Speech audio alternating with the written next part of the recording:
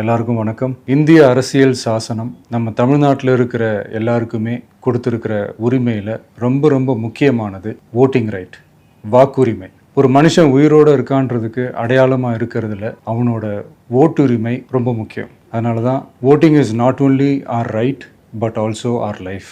ஒரு முக்கியமான விஷயத்தை பற்றி இப்போ நான் உங்ககிட்ட ஷேர் பண்ண போகிறேன். இது நான் ஃபஸ்ட்டு கேள்விப்பட்ட உடனே எனக்கே ரொம்ப ஷாக்கிங்காக தான் இருந்தது.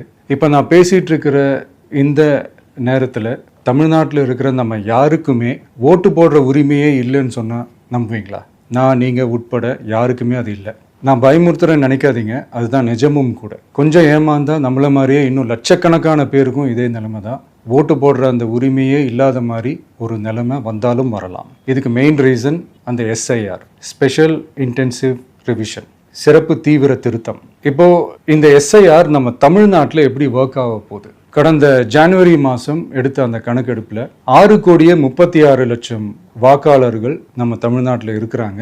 ஆனால் அவங்க யாருக்குமே இந்த ஓட்டு போடுற உரிமையே இல்லை. அந்த பிஎல்ஓன்னு சொல்லுவாங்க, பூத் லெவல் ஆஃபீஸர்ஸ், வாக்குச்சாவடி நிலை அலுவலர். அவங்க தான் வீடு வீடாக போய் அந்த ஃபார்மை கொடுப்பாங்க. அதை நம்ம ஃபில்அப் பண்ணி கொடுக்கணும். அதை தேர்தல் ஆணையம் அதை எடுத்துகிட்டு போய் அதை ஸ்க்ரூட்டினைஸ் பண்ணி அது எல்லாமே கரெக்டாக இருக்கான்னு செக் பண்ணி பார்த்ததுக்கப்புறம் அந்த வாக்காளர் பட்டியலை வெளியிடுவாங்க.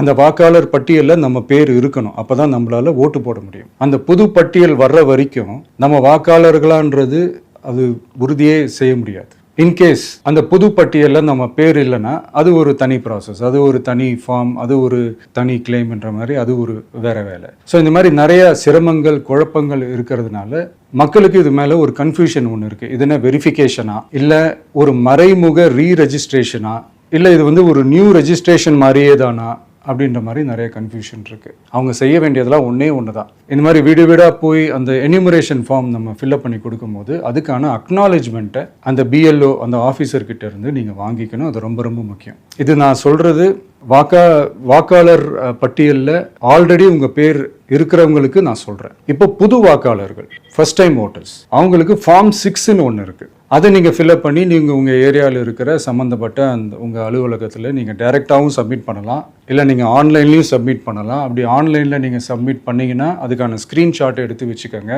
ஃபோனில் மெசேஜ் வரும், அதை சேவ் பண்ணி வச்சுக்கோங்க. அப்ராடில் இருக்கிறவங்க கூட அந்த எஸ்ஐஆர் ஃபார்மை டவுன்லோட் பண்ணி நீங்கள் அதை ஃபில்அப் பண்ணி சப்மிட் பண்ணலாம். அதுக்கான அக்னாலேஜ்மெண்ட்டை வாங்கி வச்சுக்கோங்க.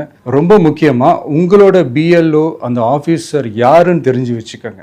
இந்த தேர்தல் ஆணையம் அந்த வெப்சைட்டில் போனீங்கன்னா அந்த பர்டிகுலர் பிஎல்ஓ ஆஃபீஸரோட ஃபோன் நம்பர் கூட நீங்கள் எடுத்து வச்சுக்கலாம். இன்கேஸ் உங்களை யாரும் ரீச் பண்ணலை, இல்லை உங்களுக்கு அந்த ஃபார்ம் கிடைக்கல அப்படின்னா நீங்கள் அவரை காண்டாக்ட் பண்ணி அந்த ஃபார்மை வாங்கி நீங்கள் ஃபில்அப் பண்ணி நீங்கள் சப்மிட் பண்ணலாம். ரொம்ப முக்கியமாக அதுக்கான அக்னாலேஜ்மெண்ட்டை வாங்கி வச்சுக்கோங்க. இது எல்லாமே சரியாக செஞ்சாலும் இந்த எஸ்ஐஆர் மேலே சில டவுட்ஸ் இருக்குது. அது என்னென்னா, இந்த 6,36,00,000 வாக்காளர்களுக்கு ஒருத்தர் விடாமல் இந்த ஒரே மாதத்துக்குள்ளே எப்படி எல்லாருக்குமே அந்த ஃபார்ம் போய் ரீச் ஆகும்? ஒன்று. ரெண்டாவது, நீங்கள் வரும்போது வீட்டை போட்டுட்டு வேலைக்கு போயிட்டு என்ன பண்ணுறது? இப்போ நீங்கள் வருவீங்கன்றதுக்காக வேலையெல்லாம் விட்டுட்டு வீட்டுக்குள்ளேயே உட்காந்துட்டு இருக்கணுமா? ஸோ இதில் மெயினாக பாதிக்கப்பட போகிறது உழைக்கிற மக்கள், ஏழைகள், வேலைக்கு போகிற பெண்கள். இவங்களுக்கு யார் கரெக்டான அந்த பதில் சொல்ல போகிறோம்? ஒரு நியாயமான எஸ்ஐஆர்னால் என்ன நடக்கணும்? இப்போது இறந்து போனவங்களை மார்க் பண்ணி அதுலேருந்து டிலீட் பண்ணணும். இப்போ போலி வாக்காளர்கள் இருந்தாங்கன்னா அவங்கள மார்க் பண்ணி டிலீட் பண்ணணும். இப்போ ஆல்ரெடி ஓட்டு இருக்கிறவங்களுக்கு எதுக்கு இந்த ரெஜிஸ்ட்ரேஷன் என்ற பேரில் இவ்வளவு குழப்பங்கள் அப்படின்றதான் இங்கே கேள்வி. இப்போ புதுசாக வர வாக்காளர்களையோ இல்லை ஓட்டு இல்லாதவங்களையோ சேர்த்தா பத்தாதா? இப்போ ரீசெண்டாக நடந்த இப்போ எலெக்ஷன் 2021, 24 எப்படி எல்லாருமே ஓட்டு போட்டோம்? அதில் ஓட்டு போட்டவங்க கூட இப்போ புதுசாக ரெஜிஸ்டர் பண்ணணும்னா அது ஏன் அந்த கன்ஃபியூஷன் அப்படின்றதான் நாங்கள் கேட்குறோம். அதனால தான் நாங்கள் எஸ்ஐஆரை எதிர்க்கிறோம். இப்போ புதுசாக சில கம்ப்ளைண்ட்ஸ்லாம் வர ஆரம்பிக்குது. அது என்னென்னா, முக்கியமாக நம்மளுடைய டிவிகே தோழர்களுக்கு அந்த ஃபார்ம் கிடைக்க மாட்டேங்குது, கொடுக்க மாட்டேன்றாங்க அப்படின்ற சில கம்ப்ளைண்ட்ஸ். இது யார் பண்ணுறாங்க அப்படின்றது நான் தான் சொல்லி தெரிய வேணும்னு ஒன்றும் அவசியம் இல்லை உங்களுக்கு. இப்போ இருக்கிற ஆட்சியாளர்கள், அவங்களுக்கு கைப்பாவையாக இருக்கக்கூடிய சில பேர் இதை செய்ய ஸ்டார்ட் பண்ணியிருக்கிறாங்க. அதனால் மைடியர் வர்ச்சுவல் வாரியர்ஸ், இதை சாதாரணமாக எடுத்துக்காதீங்க. இது எல்லாருக்குமே அந்த ஃபார்ம் போய் ரீச் ஆகணும். இதில் ரொம்ப உறுதியாக இருங்க. அதையும் மீறி உங்களுக்கு அந்த ஃபார்ம் கிடைக்கலன்னா இருக்கவே இருக்கும் ஆன்லைன். தேர்தல் ஆணையம் அந்த வெப்சைட்டில் போய் அந்த ஃபார்மை டவுன்லோட் பண்ணி நீங்கள் ஃபில்அப் பண்ணி சப்மிட் பண்ணலாம். உங்கள் வீட்டில் இருக்கிறவங்களுக்கு நீங்கள் செஞ்சு கொடுங்க, பக்கத்து வீட்டில் இருக்கிறவங்களுக்கு செஞ்சு கொடுங்க, தெரிஞ்சவங்களுக்கு, தெரியாதவங்களுக்கு, பழகினவங்களுக்கு, பழகாதவங்களுக்கு எல்லாருக்குமே நீங்கள் தயவு செஞ்சு கொடுங்க. அண்ட் ரொம்ப முக்கியமாக நம்ம ஜென்சி கிட்ஸ், நம்ம ஃபஸ்ட் டைம் ஓட்டர்ஸ், நம்ம புது வாக்காளர்கள், நம்ம நண்பா நண்பிகள் அவங்க ரொம்ப கேர்ஃபுல்லாக இருக்கணும்.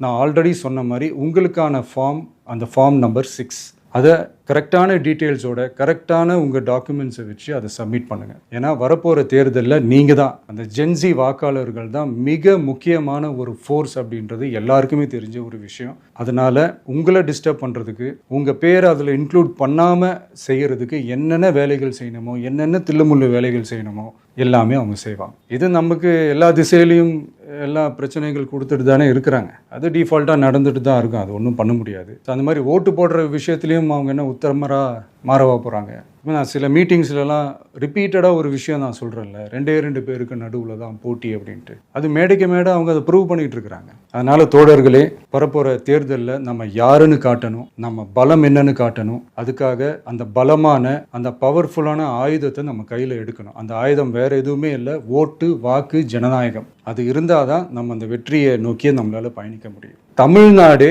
அந்த வாக்குச்சாவடி முன்னாடி திரண்டு நிற்கணும். அதை பார்த்துட்டு தமிழ்நாடே தமிழக வெற்றி கழகமா, இல்லை தமிழக வெற்றி கழகம் தான் தமிழ்நாடா அப்படின்ற மாதிரி இருக்கணும். வீடுன்னு ஒன்று இருந்தால் தான் ஓடு மாற்ற முடியும்னு அறிஞர் அண்ணா அவர்கள் சொல்லியிருக்கிறாங்க. அந்த மாதிரி ஓட்டுன்னு ஒன்று இருந்தால் தான் இந்த நாட்டையே காப்பாற்ற முடியும். அப்புறம் இன்னொரு முக்கியமான விஷயம், அந்த எனிமரேஷன் ஃபார்ம் நீங்கள் ஆன்லைனில் நீங்கள் ஃபில்அப் பண்ணும்போது அதில் ஒரு சில ப்ராப்ளம்ஸ் வரதுக்கு வாய்ப்பு இருக்குது. அது உங்களுடைய ஓட்டர் ஐடியில் இருக்கிற உங்கள் பேரும், ஆதார் கார்டில் இருக்கிற பேரும், அந்த ஸ்பெல்லிங், இனிஷியல்ஸ் எல்லாமே ஒரே மாதிரி இருந்தால் தான் அது அக்செப்ட் ஆகும், இல்லைன்னா அக்செப்ட் ஆகாது. அது கொஞ்சம் கேர்ஃபுல்லாக பண்ணுங்கள்.